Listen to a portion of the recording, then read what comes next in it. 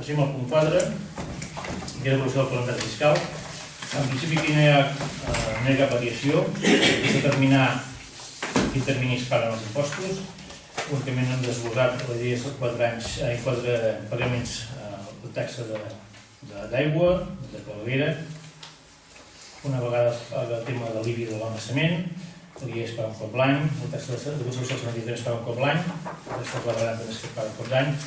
I aquesta vegada el tema de l'IBI, que és el partida més gran per a moltes famílies, el resolvem en 3 pagaments. Passaríem a votació. Jo m'agradaria fer una observació. Em sembla, i celebro que es facin 3 pagaments en lloc d'un 2, atès que imagino que per les economies familiars és més fàcil de fer-hi front. Però tenint en compte que els valors cadastrals s'han augmentat un 10%, mantenir, crec que faríem més favor baixant.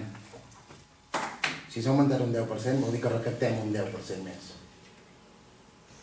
Per què no li apliquem al poble? Perquè no li apliquem al poble, en lloc de repartir-li el pagament en 3 vegades, potser l'alleugerirem una miqueta més. Però que estaríem més contents pagant menys que no ha passat.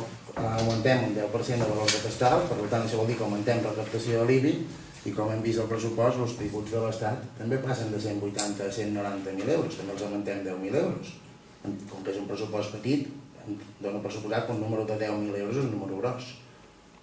Llavors, jo realment celebrem que es pugui pagar en 3 vegades i mantenim-ho, però potser valdria la pena que ja que els valors s'han augmentat un 10%, potser baixem-los aquell diferencial que tenim al 0,97, que continuem sent la 5a població de la comarca, amb índexs d'impostos. Sí, n'hem parlat d'aquest tema. No, que som la 5a població, està parlat i està aclarit. Realment podríem plantejar-nos... No, entenc que un està fora de lloc, perquè el pla de l'ordenança va ser l'anterior ple, i vam discutir... Això era una reflexió només. Apunto la reflexió. Evidentment, jo històricament no he demanat mai que determinats tipus d'impostos són més cars que la mitjana, però hi ha altres són més baratos, vehicles són els més baratos de la comarca, la llar d'infants és els més baratos de la comarca, és a dir, les comparatives en aquest món dels impostos són odiosos, perquè s'ha de conèixer la realitat.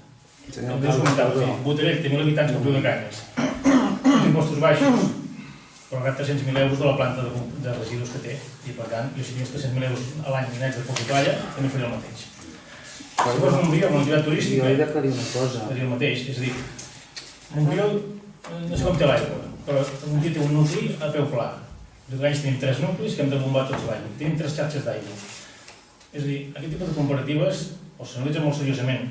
Una, la tipologia de serveis que presta un ajuntament, la tipologia de municipi, la situació de les infraestructures. És a dir, és molt fàcil comparar. Entenc que són els titulars, són fàcils de fer, però cal conèixer realment la realitat de cada municipi en detall i què fa cada ajuntament.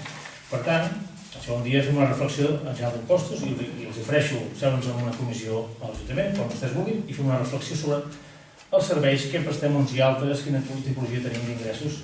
I nosaltres, per el bou que ens fica a nosaltres, i el tenim a 3 quilòmetres, rep 20 o 30.000 euros l'any de la nuclear. Per 500 metres nosaltres no rebem res. Aquests 30.000 euros són molt poc, però són nets. Poden destinar a moltes activitats.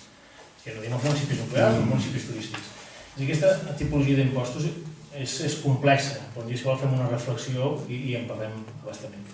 Avui estem aquí el tema del calendari, passem a la votació del calendari. Perdoneu, però és que el que no podem dir a la gent és que tenim la llar d'infants més barata de totes. No, jo no ho he dit això, Tenim la més cara, No, ja he dit de les més barates. Tenim la més cara i doble els preus de totes les llars d'infants que ens envolten. Això ja m'ho ensenyaràs. I tant. Bueno, ja m'ho ensenyaràs. Un dia en parlem, però avui no toca aquest debat, això ara. Però no puc mantenir aquesta paraula aquí. No, jo he dit dels més baratos. És que som dels més cars. És el contrari, a més a més. Això és la seva apreciació. No, no és una apreciació, són dades concretes, Fem una comissió i mirem les dades. Són dades concretes, Nosaltres no parlem per impressions. No, doncs són una relació que ja els hi vaig demanar. Com a seguir una relació, no comentem.